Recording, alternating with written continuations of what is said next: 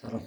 برای روزایی که باشگاه نمیریم تو خونم میشه تمرین کرد بدون عضله، فقط با فشار خود دست.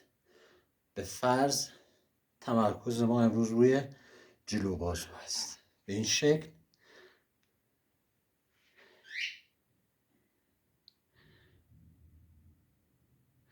تناوبی میزنیم از جلو.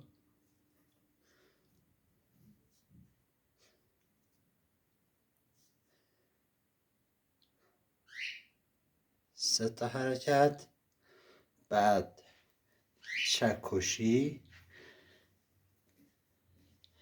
دقیقاً این قسمت الان فشار میافته به صورت 3 تا 7 ولی با فشار. اینو حتما تو خونه تمرین کنید.